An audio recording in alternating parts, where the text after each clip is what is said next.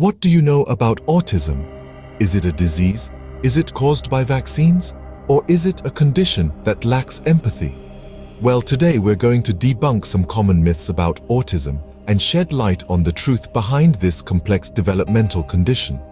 Let's start with the basics. Autism spectrum disorder, or ASD, is a broad term used to describe a group of neurodevelopmental disorders. These disorders are characterized by problems with communication and social interaction, along with repetitive behaviors. It's called a spectrum because people can be affected in many different ways and to varying degrees. Now, let's tackle some of the most common myths about autism. First on the list, autism is caused by vaccines. This is a myth that originated from a study that has since been discredited. Numerous research studies have shown no link between vaccines and autism. Instead, autism is believed to be caused by a complex mix of genetic and environmental factors. Next, let's debunk the myth that people with autism lack empathy. This is far from the truth. Individuals with autism may express empathy differently or may struggle with social interactions, but that doesn't mean they lack empathy. In fact, many people with autism are highly empathetic.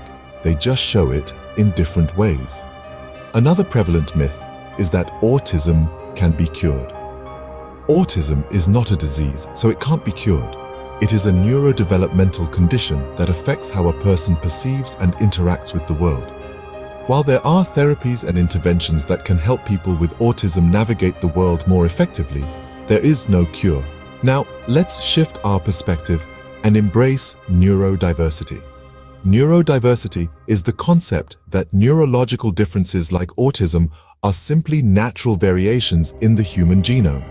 This concept encourages us to value and respect these differences rather than trying to fix them.